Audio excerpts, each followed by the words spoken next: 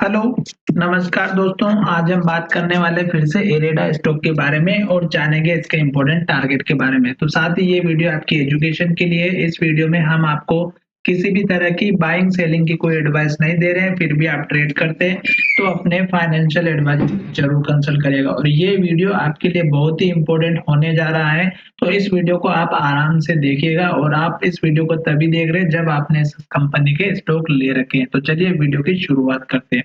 यहाँ पर मैंने आपसे कहा था कि स्टॉक में जब तक एक नया हाई बनता जाए और क्लोजिंग जो है अपने हाई की तरफ या पिछले लो के या पिछले हाई के ऊपर क्लोज हो, ठीक है। तो यहाँ पर आपको दिखाई दे रहा आज की कैंडल भी जो हमारी बनी है वो ग्रीन कैंडल बनी है। और साथ ही स्टॉक में जो गिरावट आई है वो हमारे लो को अगर आप देखेंगे तो 148 रुपए का लो है। हाई की बात करते हैं तो 161 रुपए का हाई है, जो कि क्लोजिंग ऊपर की तरफ देखने को मिली है। अब मैंने आपसे कहा था कि स्टॉक जब भी अपना हाई बनाता रहता है तब तक आपको वेट करना है, किसी भी तरह की कोई जल्दबाजी नहीं करनी है।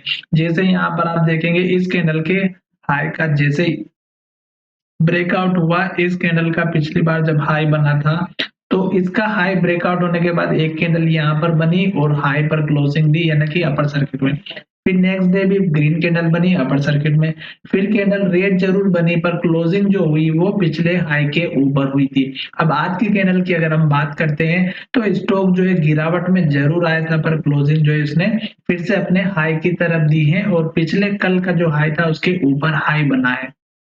तो हमें तब तक वेट करना है जब तक कि हमारी इस तरह की कैंडल नहीं बन जाती है। जैसे कि हाई हाई ब्रेक हुआ, ग्रीन कैंडल बनी और इस कैंडल में भी हमें वेट करना था। जैसे इस कैंडल की बाद नया हाई नहीं बना तब हमें जो है यहाँ पर नेक्स्ट कैंडल में अपना प्रॉफिट बुक करना था। और क्लोजिंग की भी बात करें तो इस कैंडल के नीचे इसने लो बनाया था, तो इस बात का ध्यान रखिएगा। लो बनाने के बाद इसने क्लोजिंग नीचे की तरफ दी थी, तब हमें जो है एक्टिव रहना था और प्रॉफिट बुकिंग करनी थी। इसी तरह यहाँ पर भी आप देखेंगे तो कैंडल जो बन रही है वो ऊपर की तरफ बन रही है, हाई भी ऊपर की तरफ बन रहा है। और जब तक नया हाई बनता जाता है तब तक हमें वेट करना है। साथ ही यहाँ पर हाई की बात ये है कि स्टॉक जो है कल के हाई के कितने ऊपर हमारा क्लोज हो रहा है। जैसे कि अगर हम बात करते हैं तो स्टॉक ने जो हमारे क्लोजिंग दी है कल की 156 रुपए की थी, आज की हमारी 161 रुपए की है। तो ये बहुत बड़ा डिफरेंस है। सपोज करो कि अगर आज की जो क्लोजिंग है वो हमारी 157-58 रुपए पर होती तो हम एक बार सोचते हैं कि स्टॉक में अब जो है बायर का प्रेशर कम होते हुए नजर आ रहा है, ठीक है। पर अभी स्टॉक अभी अप ट्रेंड के मूड में है।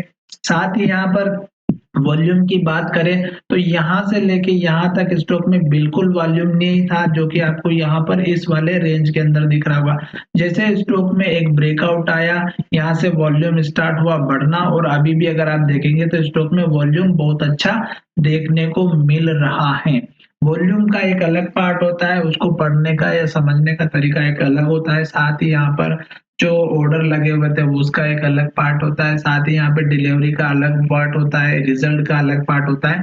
तो रिजल्ट शानदार आया और स्टॉक अभी ऊपर की तरफ जा रहा है। और निफ्टी भी जिस तरह से अब आज के दिन गैप डाउन खोलने के बाद ऊपर की तरफ गई, तो उसके बेसिस पर भी हमें ये देखने को मिल रहा है कि स्टॉक जो है ऊपर की तरफ ही जाता हुआ नजर आएगा। साथ ही अगर आपने स्टॉक ले रखे तो पुराने लेवल्स को बिल्कुल ना इग्नोर करें, क्योंकि जैसे यहाँ पर हमारा हाई बना था वही स्टॉक ने यहाँ पर 3 दिन तक ट्रेड किया और जब ब्रेकआउट हुआ तो एक बहुत बड़ा अप मूवमेंट मिला। इस बात का ध्यान रखिएगा।